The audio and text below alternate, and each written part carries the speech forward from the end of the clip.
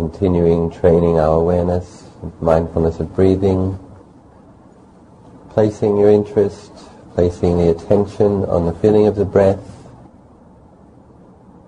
the entire breath, the in-breath, and the entire out-breath. Placing the interest, placing the attention,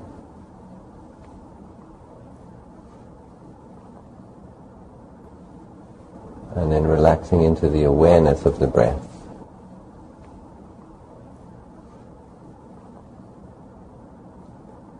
I like to use Buddha. The Buddha was awakened, alert,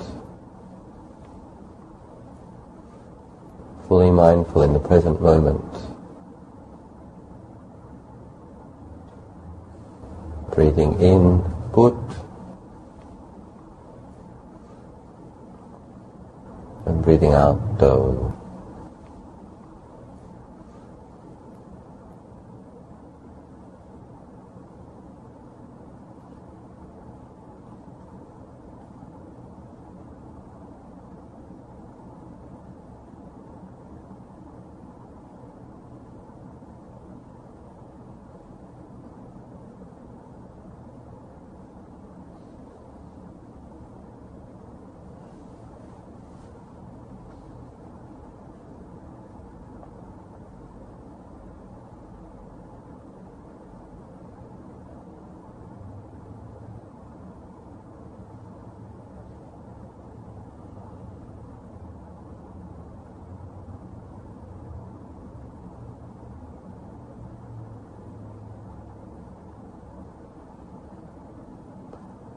Knowing thoughts as just thoughts, not giving interest, not following.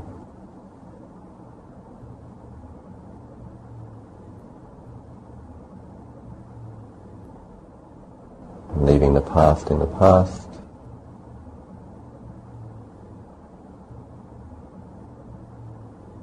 Not worrying about the future. Knowing one in-breath, Put, and knowing one out-breath, Do.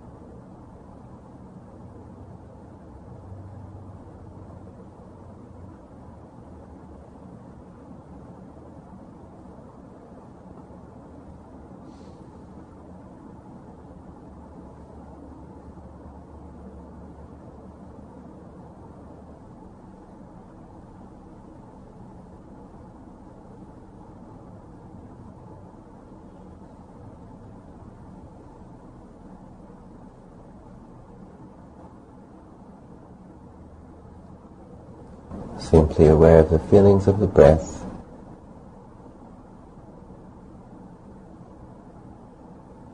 mindfully aware of the in-breath,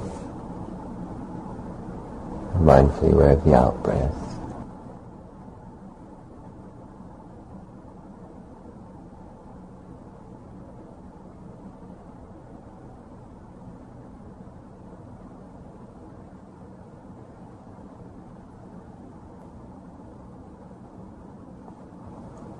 Some people can feel the breath more clearly at the nose. Other people feel it more clearly at the chest area. Other people in the abdomen. So you can also choose to observe the breath in just one of those places, or in all three. If the mind's a little bit peaceful, sometimes it's nice to observe in just one place. But even when observing in one place, you're trying to be aware of the beginning of the in-breath, the middle of the in-breath, the end of the in-breath, the space, the beginning of the out-breath, the middle of the out-breath, and the end of the out-breath. another space.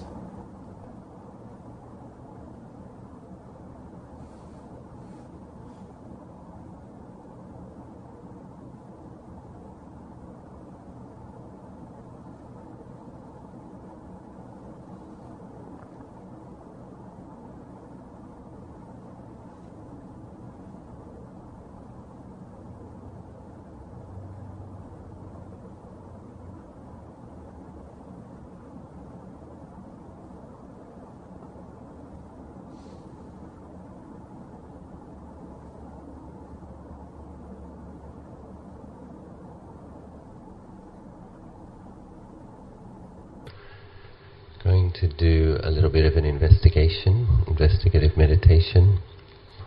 So just closing the eyes and establishing the Buddha on the breath, and then I'm going to ask you to contemplate some things.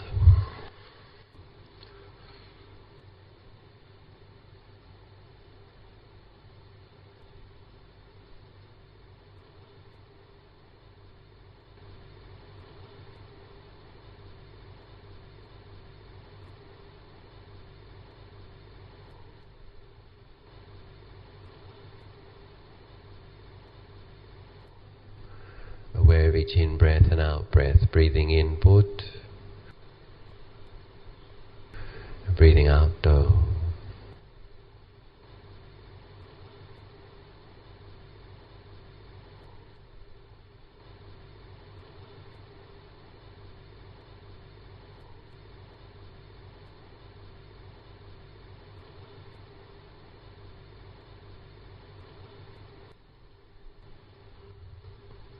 This habitual assumption or tendency to perceive this body and our emotions, our feelings, thoughts as being a self. A very deep habit that we all have. And then we come to study Lord Buddha's teaching, and he says, the truth of the matter is, none of these things are a self. So, Buddha also says, we shouldn't just believe him, we should investigate. So I ask you now to bring your mindful awareness to your eyes. Just be aware of your eyes, with your eyes closed, eyelids closed. But just being aware of the eyes.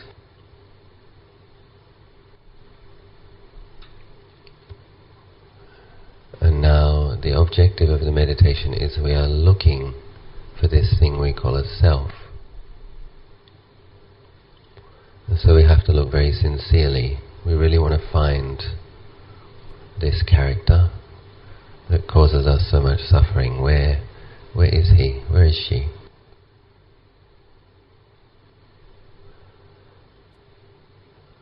And then with the awareness of the eyes, ask yourself, are the eyes self?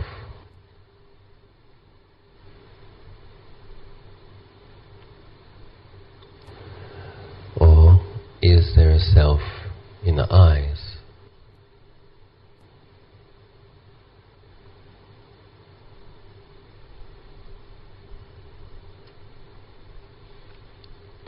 So we're just interested, paying attention, doing a little bit of investigation. Another question we can ask ourselves is, all of those things that we see when the eyes are open, forms, are any of those our self?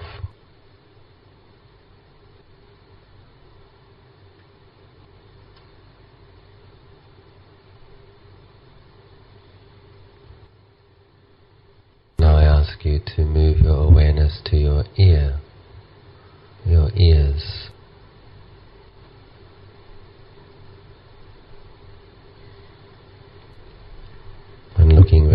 sincerely. Is there a self at the ear sense base?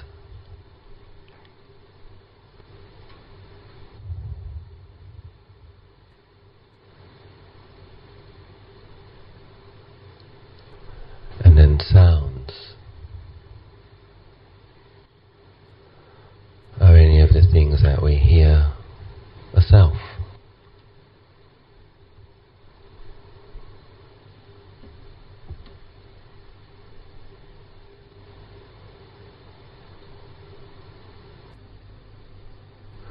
Aware of each in-breath and out-breath, breathing in Bud, breathing out Do.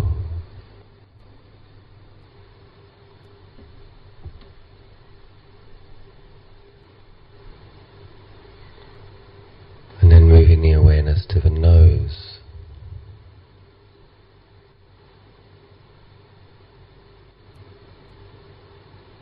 And then with interest, we sincerely ask the question, is myself there? Is there a self at the nose?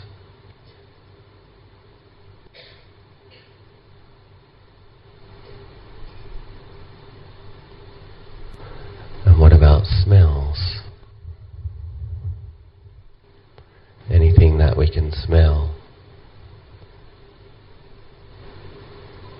Does that have anything to do with a self?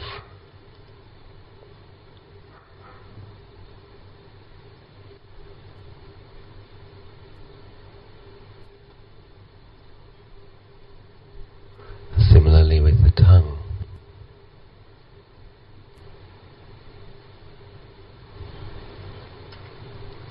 Is there a self in the tongue?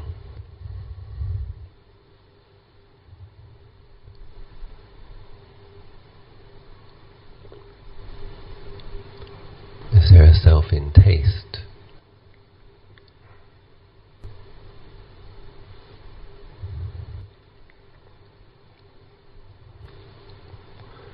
So very often we see things and we think, I like how that looks. I don't like how that looks. I think that's beautiful. I think that's ugly. And same with sounds. I like that sound, beautiful sound. I hate that sound, it's awful.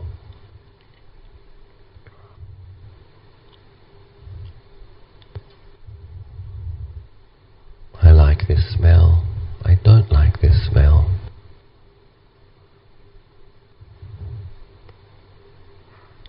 My favorite food is...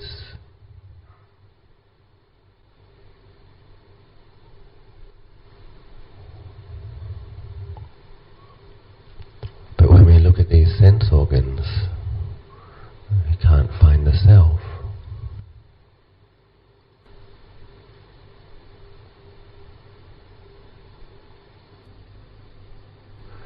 Aware of each in-breath and out-breath, breathing in Bud, breathing out Do.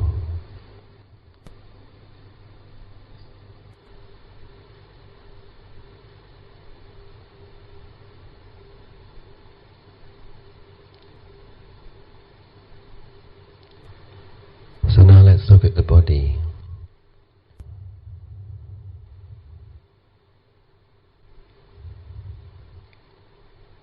We often look in the mirror. How do I look today? Am I presentable? I'm bringing the awareness to the area of the face and the head.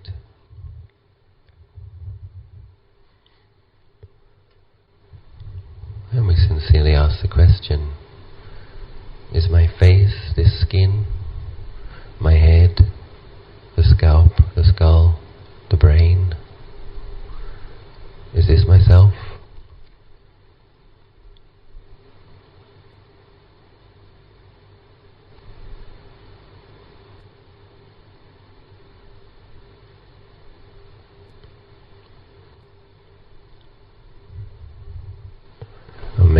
in that chest area. Let's have a look. The area of the heart. So many feelings arise here. Pleasant feelings, neutral feelings, unpleasant feelings. An experience of happiness, an experience of suffering. So just have a look right in the core of this body, in the center there. Is there a self? Is that where it is?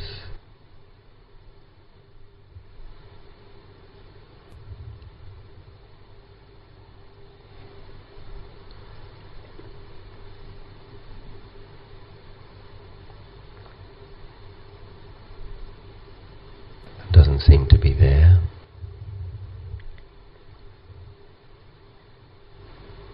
Have a closer look. If it's not in the heart, what about the lungs?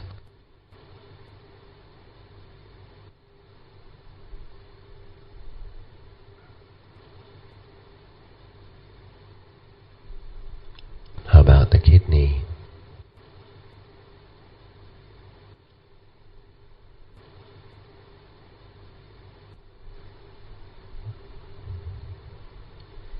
The intestines?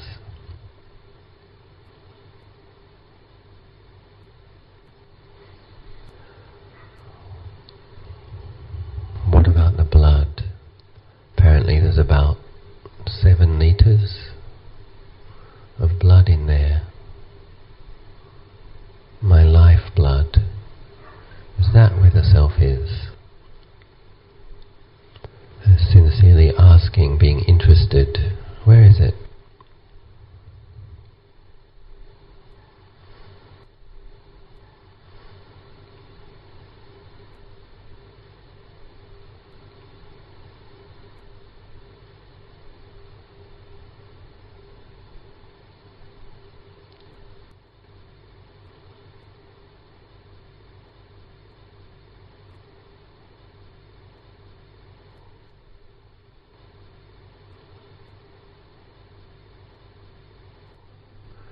Aware of each in-breath and out-breath, breathing in Bud, breathing out Do.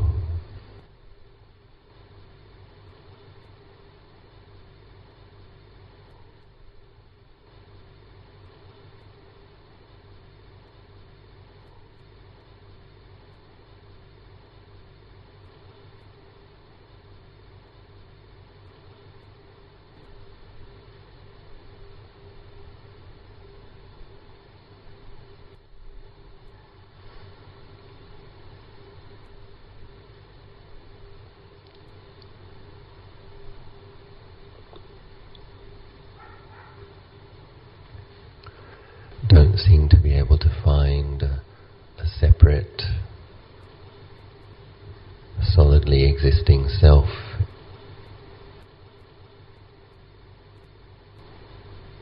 In any of the organs,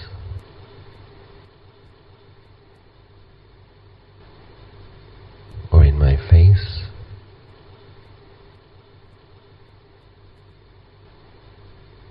or at the sense bases.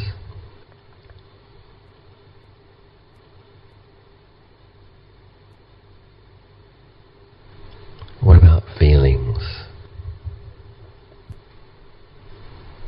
Well, we often say, I feel happy, I feel sad. So whatever emotion you're feeling now might be contentment, might be neutral, might be boredom, irritation, might be faith, gratitude. Whatever the emotion,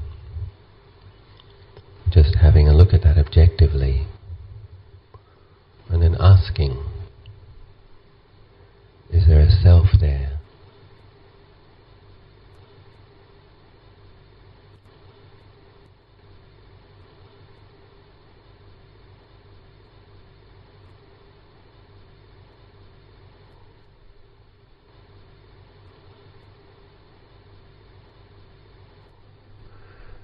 of each in-breath and out-breath, breathing in Bud, breathing out Do.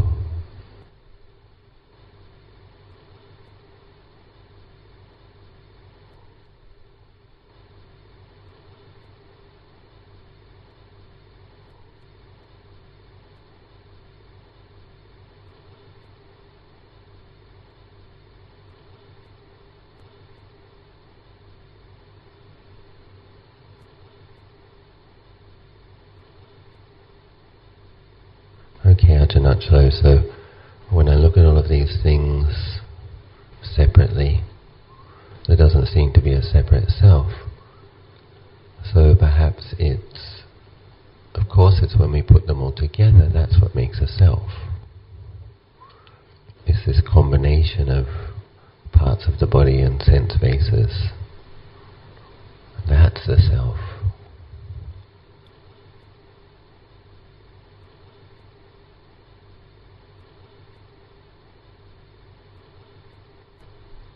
And then I ask you now to recollect your body when you were a newborn baby. If you've seen photos of yourself as a little baby, bring to mind that image.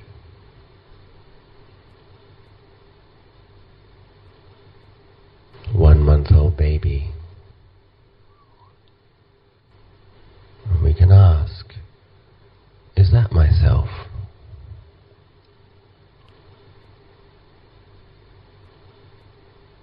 Where is that self now?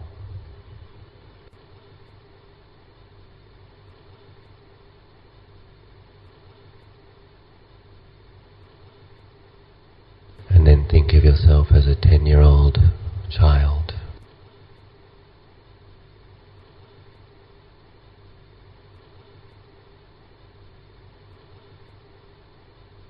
Learn to speak now, learn some things about concepts.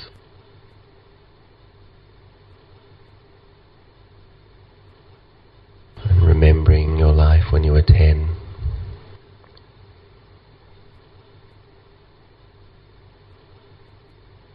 And at that time you thought that 10-year-old body was yourself. And your feelings, your emotions, opinions, hopes.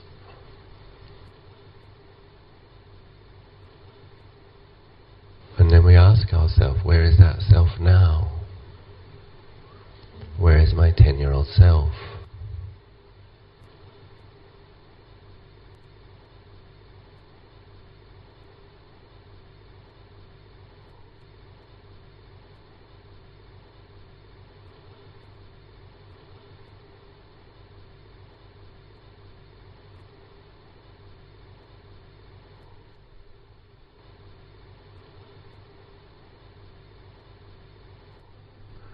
Aware of each in-breath and out-breath, breathing in Bud,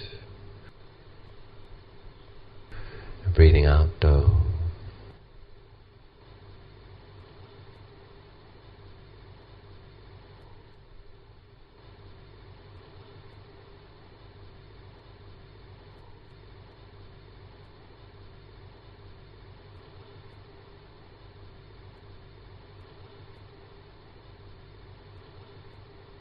And then I ask you now to recollect your body,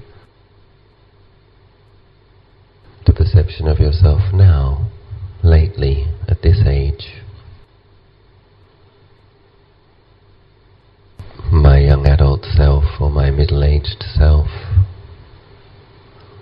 my aging self.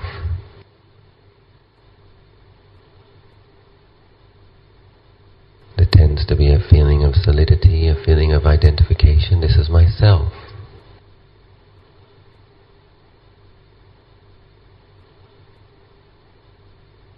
Supposing there isn't a death beforehand, I ask you to imagine yourself in 10 years. Put the clock forward 10 years and see your body. A few more wrinkles, more grey hairs.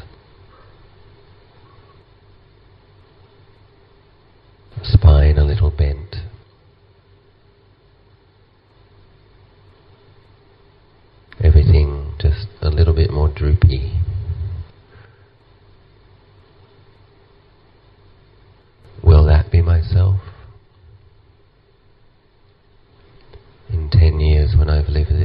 rich, full life, in 15 years, in 20 years, will I be able to call that myself?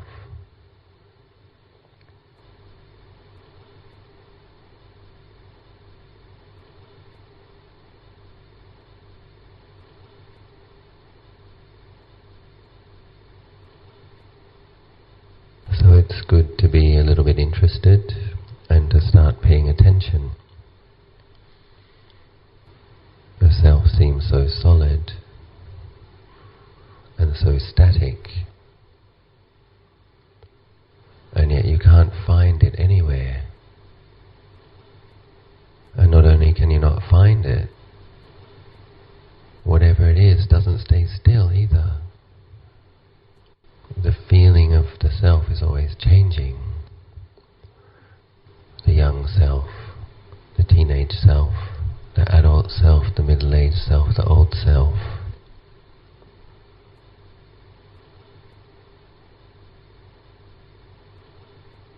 Can't find it anywhere and can't keep it still. A very ephemeral thing.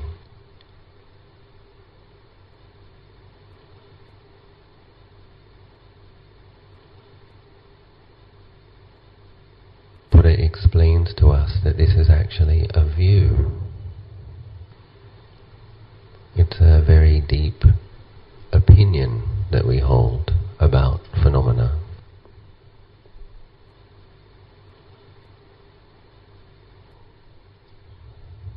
Enlightened beings don't see it as a self.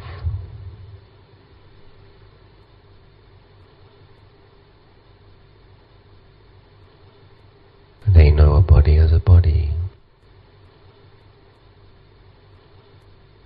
Eye consciousness as eye consciousness. Ear consciousness as ear consciousness.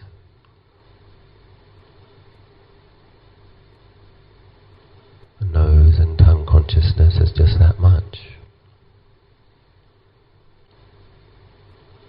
Sense impressions as sense impressions. Pleasant feelings as pleasant feelings, unpleasant feelings as unpleasant feelings.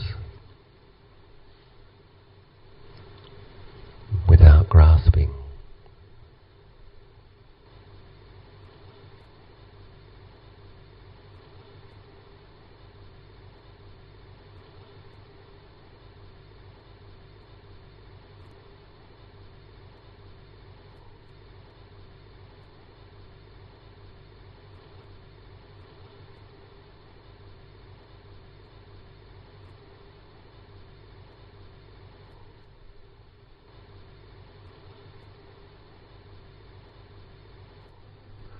Aware of each in-breath and out-breath, breathing in Bud,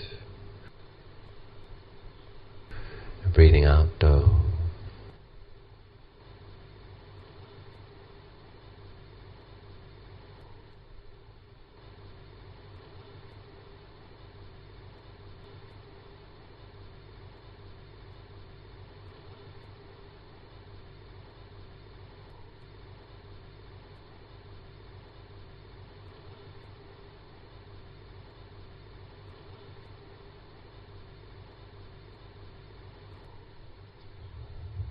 Enlightened beings don't see it as a self. And they explain to us that if we can let go of our grasping, if we can have an insight, and all that really means is seeing things according to the truth, when the delusion of thinking that we're a self falls away, and when seeing the truth lights up the darkness of ignorance falls away.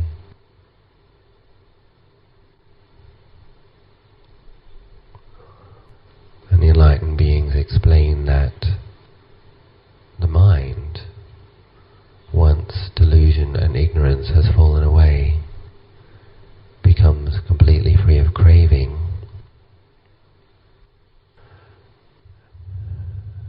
has no more greed,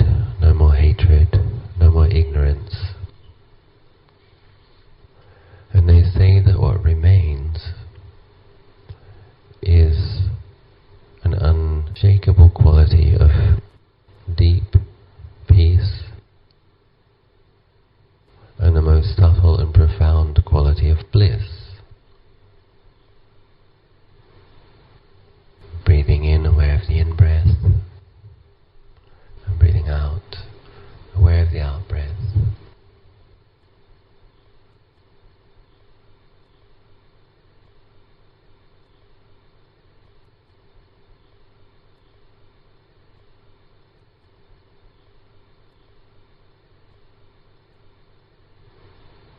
So it's good to consider that we don't need to feel frightened about investigating not self. We don't need to be worried that we're going to lose something.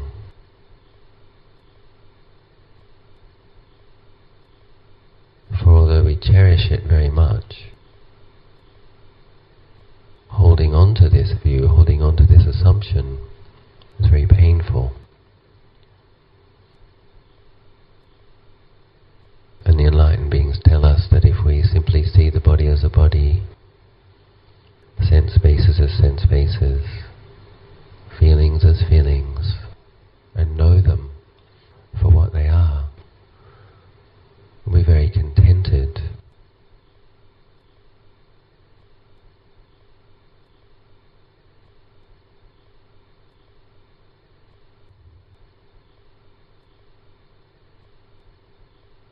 We don't need to be concerned that if we let go, everything will descend in some kind of chaos.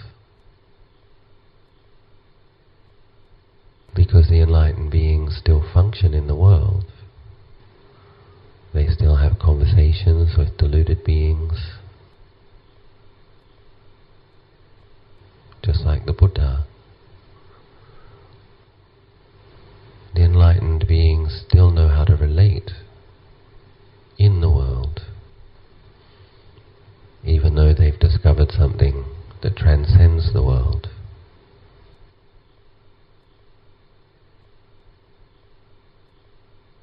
And that thing that they discover is right inside our minds. Our potential.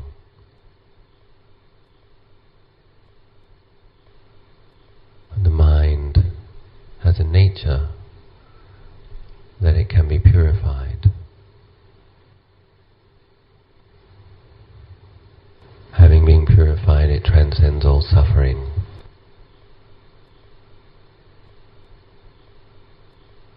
And transcends all delusion. But yet, while enlightened beings remain in the world, they relate to other beings with thoughts and acts of loving kindness.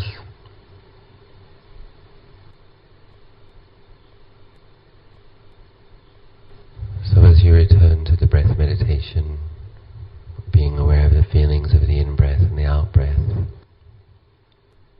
just doing a little bit of investigation and just noticing there isn't really a self there, and just noticing that it's all changing constantly.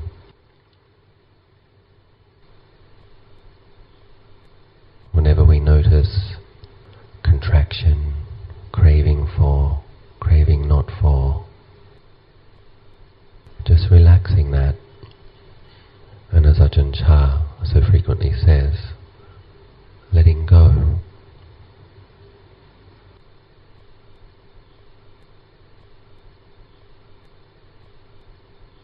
Let go and rest in natural, firm, clear awareness in the present moment.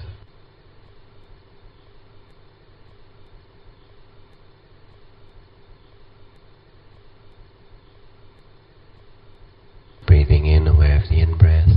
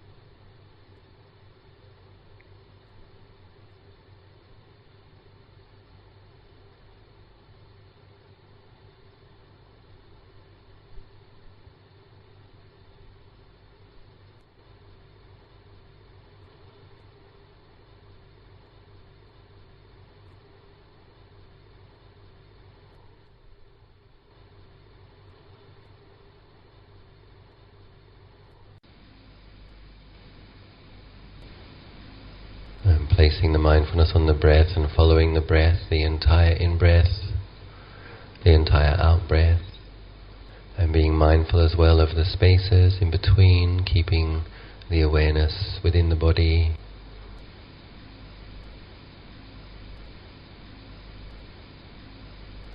Aware of a rising and ceasing of the breath, aware of space, quiet, moment to moment. Buddho.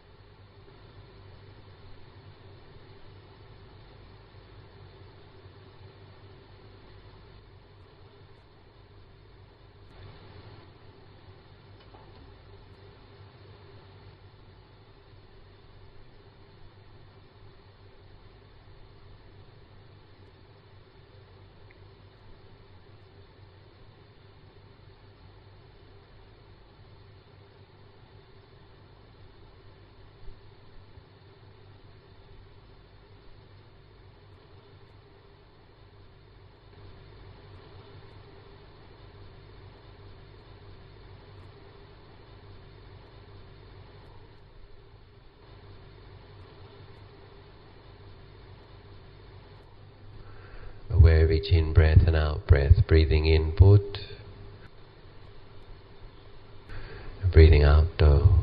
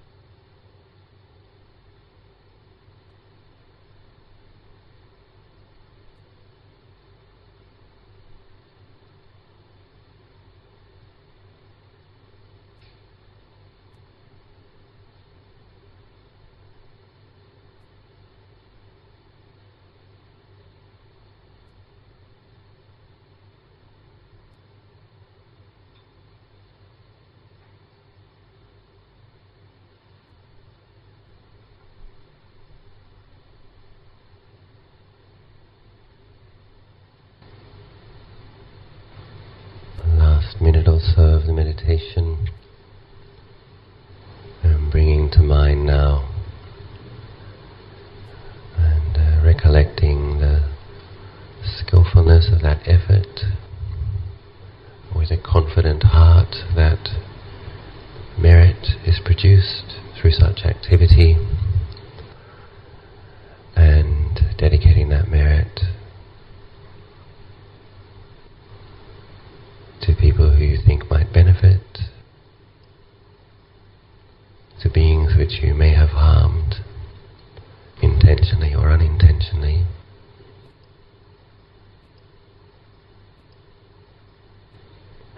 or to all beings as you see fit.